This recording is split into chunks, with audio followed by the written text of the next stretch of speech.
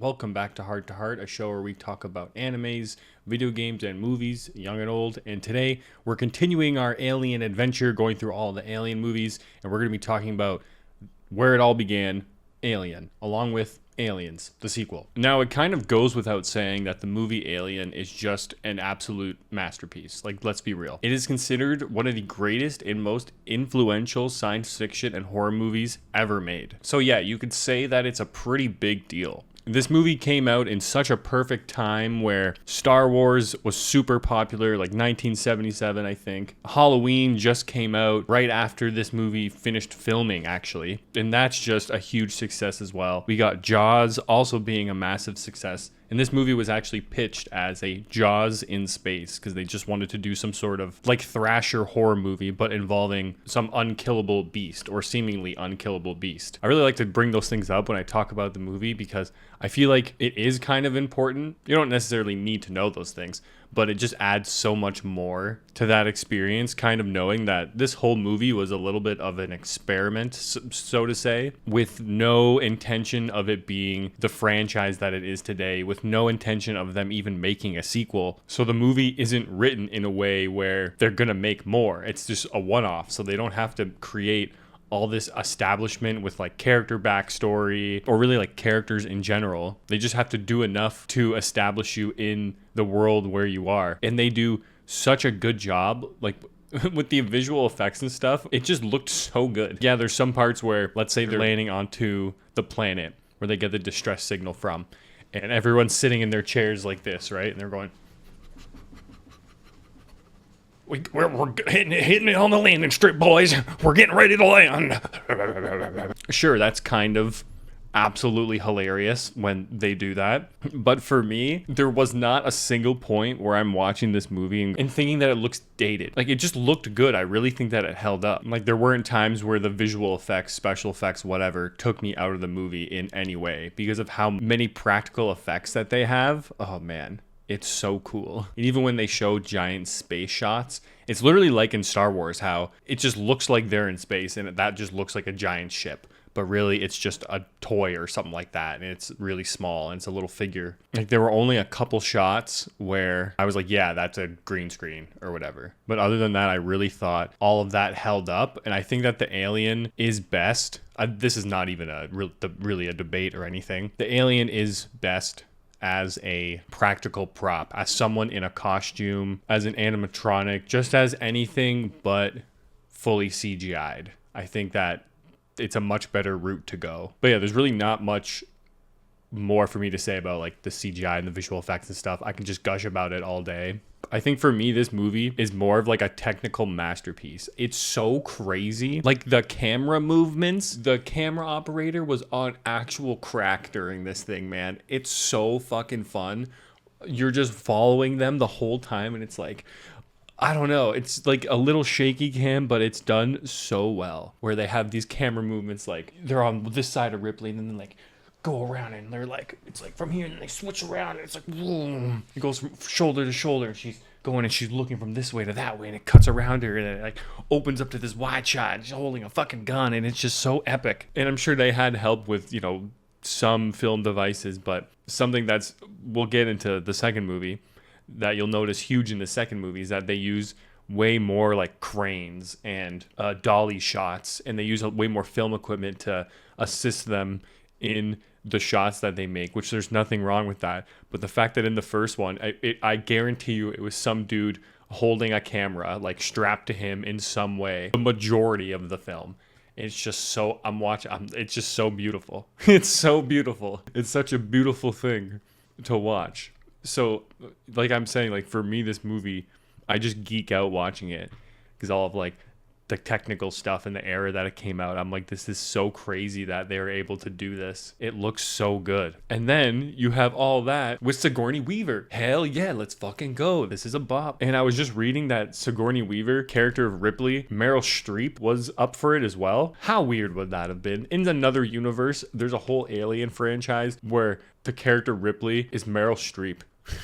I just wanted to get that stuff kind of out of the way because I could gush about the tech stuff like for a while. So I just kind of, it's good to know how I feel about the technical stuff about the movie because I feel like I feel like it's just a part of the greater conversation of like, what movie is better, Alien 1 or Aliens? I don't know why I call it Alien 1. Alien or Aliens? And it's a big debated topic, which I'm not really going to get into now. I'm planning on doing a much larger video about both of these things where I can break things down more. But I think in the short of it, Alien is a much better movie technically, like in those ways, in the camera movements, in the visual effects.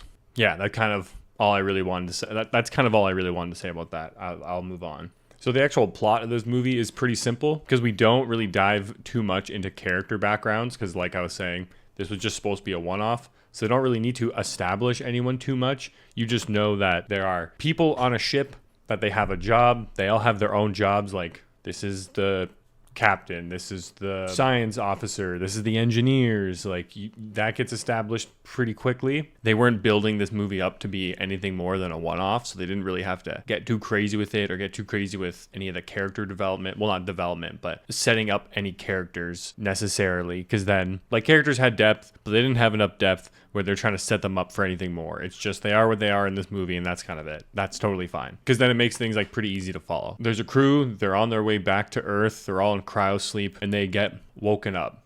And they're all surprised at why they're woken up. It's a very common theme in all the Alien movies. And there's one character who's the captain who has access to the ship's AI called Mother. So when he goes to the ship's AI and he's like, what's going on? She gives him like a debriefing, and they find out that there's a distress beacon on this planet and they're going to go check it out because that's like the policy of the company that they work for. So they do exactly that. They go down, they send half of their team, like 3 people, to go investigate where this beacon's coming from. While they're doing that, one of the characters finds a room full of eggs, falls onto one of the eggs open, alien creature jumps out, and it kind of, I think it cuts away after that, penetrates his helmet, goes onto his face. His crew members find them, they bring him back to the ship. And like up until this point, it's been a pretty slow burn as things go as to like what is actually happening.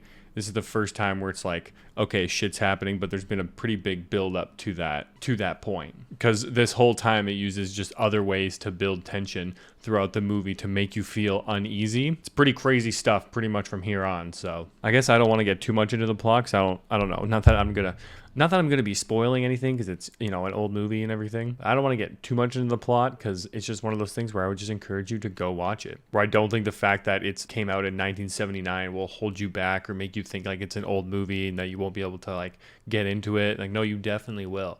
And that first half of it being a slow burn, it can be like, I feel like for some people will think it's like too long of a burn. I can definitely recognize that, but for me, it's just, we're just priming it. We're just priming. You're getting me ready for the horrors that are gonna come. You're getting me ready for the rest of the movie, basically. You're setting me up, kind of letting me know what I'm in store for. I think that the score does a very good job of doing that as well. Just creating that tension where you're not at ease. You're not watching this movie exactly relaxed. And then once this type of shit happens where one of the aliens comes out, breaks the guy's mask, you're like, okay, I was waiting for it. I was waiting for something. I knew something bad was going to happen. And then I kind of put you at ease again. And then shit hits the fan. While also being a pretty good, like, just horror movie in general. And I do think the Jaws in space is a very good way of describing it, where the alien only kind of shows up in really quick bursts in the times where in maybe a longer stretch it's like very dramatic and drawn out. And I do, like I do in all my Alien ones, I do need to comment on the chest burster scene because this is where it all started and where it happened, and oh my, it's so good. it's so good and just so real, and all the other characters' reactions are just so legit. And that's almost what sold it more, was like everyone else's reaction of it being like, oh my God, did that just happen? Then having to snap out of it and quickly like do what they got to do because an alien just burst out of this dude's chest. And there are some more twists that actually happen in this movie. And like, yeah, if you haven't seen it, honestly, you should watch it. It's such a banger. Like, I don't even know what else really to say. Well, actually, there's one part where they go into a room because they're like looking for the little alien thing, and it holds on the one shot of them looking around for so long where I honestly laughed.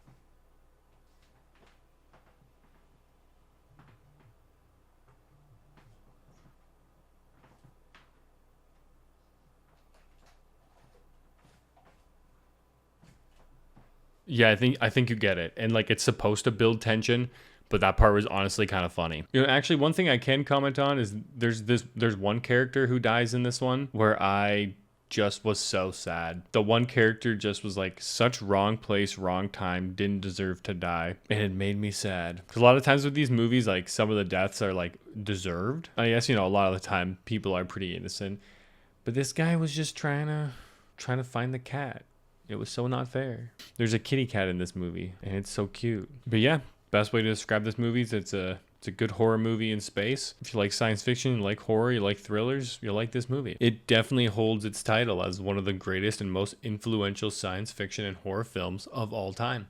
A mouthful, but a deserving one. Now, its sequel, on the other hand, Aliens, is a completely different movie in all the best ways. And we have James Cameron really spearheaded a lot of this. He was the director, he's the screenplay, he did a lot of the story. He was there for a lot of the editing too. And I guess the only reason why I bring that up is because Alien was directed by Ridley Scott, and you can really tell the difference. Especially if you've seen the first Avatar movie and then you watch Aliens, there's a scene in Aliens that's just the exact same scene from Avatar, just both by James Cameron. So he literally like just seeing that process to me is really funny because they're just such similar scenes of them going around this military bay, looking at equipment, using mechs to pick equipment up and do all this stuff. It's just so similar.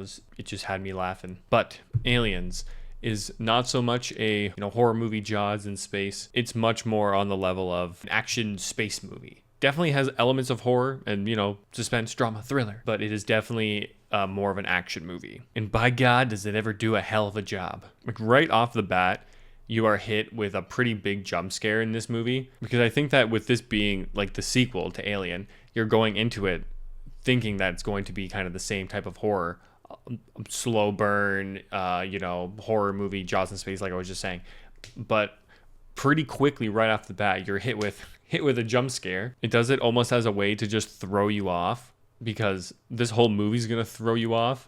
It's almost as a way to prepare you. You're gonna have to expect the unexpected with this one. And the difference in quality between this one, the first one and the second one, is crazy. Like the difference in production value. The visual effects are in a weird spot because they definitely use more of them, and you can tell. You definitely can tell. But all the important things are still practical effects, which I think at the end of the day are kind of more important. Like the alien being practical effects, a lot of the ship that they're in, a lot of the props that they use are all practical. A lot of the environment's practical. I think that's really important with these movies. Now, I've seen the original version, but I watched the special edition, which adds over like 10 minutes, like it's like 12 minutes or something like that. And the scenes that they add, I can't believe they didn't keep in, because they had to take them out because the movie was too long, I guess. So they needed to make it shorter. So they took out these scenes. I don't know why they did. The one I don't even need to talk about, but it's still important. But the other one adds so much more motivation to Ripley. That's where we can start off, because right away, Ripley wakes up.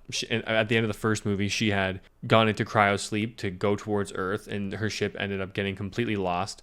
And she was in space for how long was it? For 57 years. She was out of nowhere in space. So then when she's on the ship in a deleted scene, she's talking to a member of the company that they work for, Wayland Industries, and she asks him how her daughter is, and it's revealed that she has a daughter, because again, the first movie was not set up to be anything more than what it is. So none of these characters really had families, so to say. They did, you just assume that they did, but this was never told to you, or this information was never important. So now in the special edition, in a deleted scene, we find out that Ripley had a daughter who just lived her whole life and has now died. So Ripley is very upset with that, which adds to so much more motivation and so much more, just adds a whole nother layer to the story once we kind of progress a little bit. So basically what happens in this one is that Ripley is convinced to be sent back to the planet where they found the original distress beacon in the first movie, where they go to, and then her whole crew gets wiped out. She blasts back to Earth. Now we're in the second movie, and they're like, hey, we want you to go back there with this military team, because we've had a group of colonists there of about like 70 families or so living there for the past 50 years. And she's like, what do you mean? Why have you had people living there? There's like a giant colony of alien things there. It's going to kill them all. And they're like, that's probably fine, but we also lost contact with them. So we want you to go with this team of military personnel and find out if that is true. So they send them back there, and Pretty quickly shit hits the fan. They do this really cool, like, where you've probably seen it somewhere in some, like, a video game or another movie or a show, where there's a bunch of people who have like heartbeats. Like, let's say you're looking at a screen and you have your squad, and it's like squad A, squad B, squad C, and they all have little like heartbeat monitors, and then maybe they have like a camera to see what's in front of them. And then as the scene continues, they're like, oh my God, what is it? It's in front of us. And they're all shooting, and you see their cameras are all frantic. And then that one cuts out, and then that heart monitor cuts out, then that camera cuts out, then that heart monitor cuts out. And like one by one, they start losing their team members. And the captain who's orchestrating the whole thing just freezes, and he doesn't know what to tell them to do. And with this intensity and chaos, you don't see any of the aliens at this point. But it's like, you're assumed to have watched the first movie, I guess, so you know, okay, one alien couldn't have done that. There are definitely a lot of aliens in there. And oh my God, it just killed so many people. And right from there, it whittles the crew down to what the crew would be for kind of the rest of the movie.